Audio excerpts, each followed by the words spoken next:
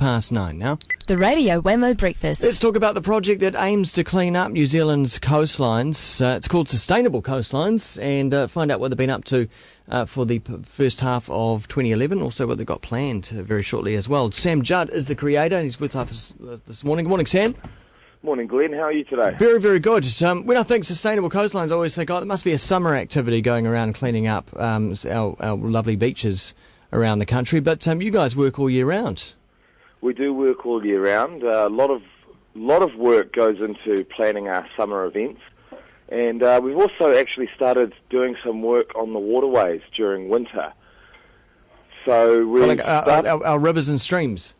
Our rivers and streams. I mean, everyone knows that the water may start in a river, but it ends up on the coastline at the end of the day. So we're also working on some riparian planting projects, which, similar to coastal cleanups, it's another way that kids and volunteers can get together and get their hands dirty and actually do something active that's helping the health of our waterways. With the riparian planting, where has that started? Well, there's a few success stories around the place. The guys in Raglan have fenced off over 500 kilometres of farmland of the waterways, and that's actually resulted in the main farmer being able to catch whitebait on his own land, and people can now catch snapper in the harbour, and that didn't really used to happen very much. And that's all happened basically by the community getting together and say, hey, look, we want to actually do something about this. And of course, you've got to have the input from the farmers themselves as well. Yeah, and that's just where that success story is just so brilliant, because they've actually proven that it's better for the land to fence it off from stock and plant it out. So that's one of the things we do in the winter. But we've been very busy as well this summer that's just finished, and we've had a big cold snap now, but had some huge events over the last sort of 6 months, and we've got some more big ones planned for the summer coming up. What's some examples of places you guys have been over the summer? Well, over summer, we started in December with a big series of events called Love Your Coast. We went to Rangitoto Island with 1,200 people, picked up 201,000 pieces of rubbish off the coast. And no one actually lives on Rangitoto Island, so it's a really good example to take school kids out there, find all of this rubbish that's just pouring out from the city, and realise, look, we're causing this from inland. It's going into the drains, it's going into the waterways, and it's flowing out to a place where no one lives. Yeah. And of course, for Rangitoto, it's all coming from Auckland, isn't it? It's all being fed from the stormwater drains, the roads, into the streams, and then into the currents to the Hauraki Gulf, right? Yeah, that's correct. And, I mean, we're not standing here pointing the finger at the council or anyone like that. It's not actually the council that caused this problem, it's the people. It's everyone who drops a piece of rubbish on the street. They may not realise it, but it actually will end up on the coastline at some point. Yeah. Unless someone picks it up. I mean, how grubby are we in New Zealand? Are we that bad? We're actually really high on the list of consumption per capita. So we use one of the highest ratios of packaging and consumption of plastic goods in the world, which is quite surprising when you think, obviously a big part of what we say is 100% pure New Zealand. I'm not sure if that's necessarily correct. We've got some beautiful coastlines, some beautiful land, and people really care about it, but we don't have a huge population here. So I think that's one of the reasons why we haven't seen quite so much in-your-face plastic pollution. It's really not as apparent until you go to a place like Rangitoto Island where no one lives and everyone realises, actually, maybe we're not quite that good. Yeah, it's astounding when you see the clutter of your own city living in a pristine environment. It becomes very stark, I suppose.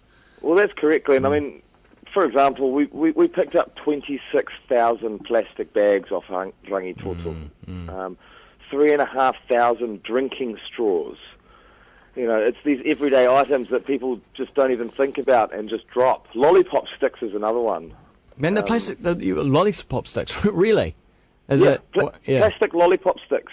People just drop them, not realising that they're actually rubbish or plastic, and then they also end up on the coast. So, there's a whole range of stuff, and we actually do big audits after the cleanups that we run. So we often get either the school kids that are working with us on the day or bring PD workers in from the Department of Corrections, and they're always very helpful. We bring them in and run a big audit so that we can provide that feedback back to schools and back to the community. I mean, these figures that I'm talking about now, there was a lot of work to create them, but it was education for those community workers as well, as the schools and everyone else. And just getting back to plastic bags, we're addicted to plastic bags, and it's so hard to kick this addiction. I mean, I know I try and bring the reusable bags to the supermarket every time, but sometimes you forget. But then you think, oh, well, it doesn't matter because, I'm still going to get a bag anyway at the end of the day. But, man, they really need to stop the plastic bags at supermarkets, and people will soon enough get into the routine of making sure their reusable bags are with them all the time. Yeah, I mean, it's not just plastic bags that we're worried about here. That's just one of the things that's so obvious that it's not actually necessary. I mean, there is a whole range of single-use plastic that we're consuming unnecessarily. Plastic bags is just that clear one that actually we really don't need. But there's a lot more. I mean, we picked up more than 8 cubic meters of plastic bottles in that same one day on Rangitoto Island, which that's another one. We've got very good drinking water here in New Zealand. I mean, I've done a bit of travelling around the world in places where there is not good drinking water, and maybe it's a little bit more excusable to be using these plastic bottles in a place like that, but here it is really a little bit of a joke. Yeah, crikey. Well, I'm talking with Sam Judd from Sustainable Coastlines. You can check out their website, sustainablecoastlines.org. Now, you guys, of course, probably run on the smell of an oily rag, but at some stage you do need to do fundraising, and you've got a big one coming up. That's correct. We've got our second annual charity ball, and it'll be a bit different for everyone out there. Usually we're seen wearing stained old coastal cleanup T-shirts, but this time we're actually going to be wearing a suit. And we've got a fantastic venue. We do quite a lot of work with the Hilton, Auckland. Their staff have come out for the last couple of years picking up rubbish off the coast and getting involved with our events. And so they have kindly offered us a venue at the Hilton Hotel. Cool. And we've got some incredible Kiwi artists coming along who are all supporting the cause and doing it for free, which is, we're really quite humbled to have these guys come along and play music for us. So it really will be a fantastic night on the 23rd of July. Yeah, so you got Barnaby Ware, of course, from the Black Seeds Fly My Pretties fame, Nairobi Trio, the Grand Central Band, concert pianist Michael Houston. Oh, it really is right up there with the best. So it's looking very, very good. Yeah, well, there will be something for everyone on that night, Glenn. I mean, the Nairobi Trio are a very well-known and well-loved jazz trio. They're going to play the strings for us at the start of the night.